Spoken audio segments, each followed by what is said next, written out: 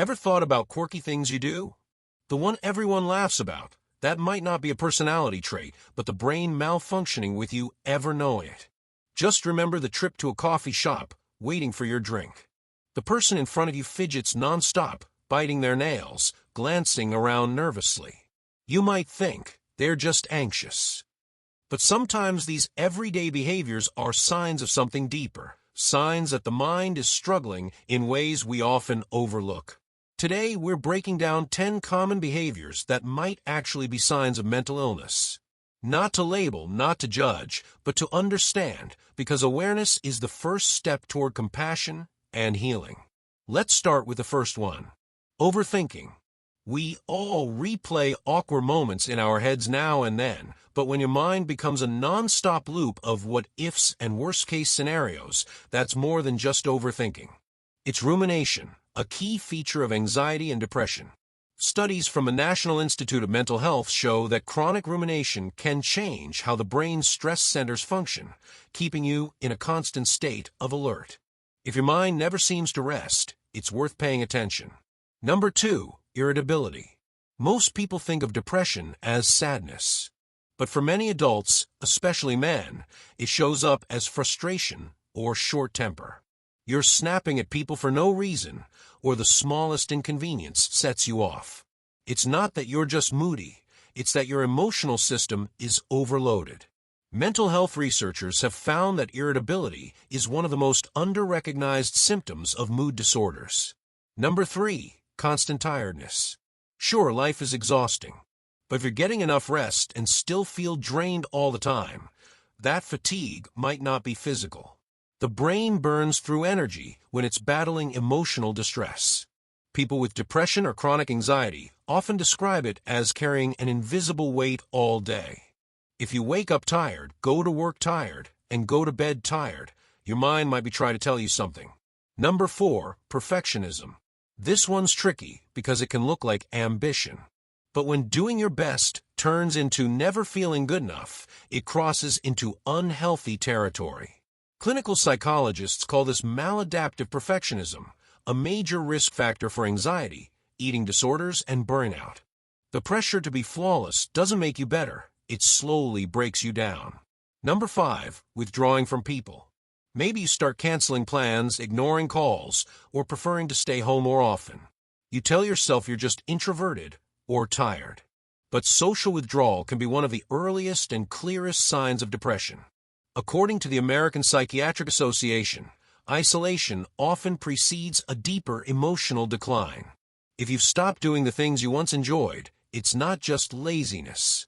It could be a cry for connection. Number 6, using humor to deflect pain. We all know someone who jokes about everything, even serious things. They make people laugh, but if you listen closely, there's truth hidden in their jokes. Many people mask depression or trauma behind humor because it's safer to laugh than to be vulnerable. Therapists call this a defense mechanism, and while it helps in the short term, it can stop people from truly healing. Number 7, compulsive busyness. We live in a culture that glorifies the hustle. But constantly keeping yourself busy, taking on more projects, never sitting still, can actually be avoidance. It's a way to outrun uncomfortable thoughts or emotions. Studies in psychology show that emotional avoidance only deepens anxiety and depression over time. Rest isn't laziness, it's emotional maintenance. Number 8, difficulty making decisions. If you find yourself second-guessing everything, what to wear, what to eat, whether to reply to a text, it could be a symptom of depression or anxiety. When the brain is overwhelmed, its decision-making centers slow down. You're not indecisive because you're careless. You're indecisive because your mental energy is depleted. Number 9, loss of interest in things you used to love. Maybe you used to enjoy painting, going out, or exercising, but now everything feels flat. This symptom, called anhedonia, is one of the hallmark signs of major depressive disorder. It's not about being lazy or unmotivated, it's about the brain losing access to its own reward system. And that's a real, measurable biological change. And number 10, being too independent. Sounds odd, right? But extreme self-reliance, refusing help, bottling up emotions, always saying, "I'm fine," can be a survival strategy for people who've experienced trauma. It's the mind's way of staying safe by staying self-contained. But over time, that wall keeps love, support, and healing out. Here's the truth. We all have moments when we feel anxious, tired, withdrawn, or perfectionistic.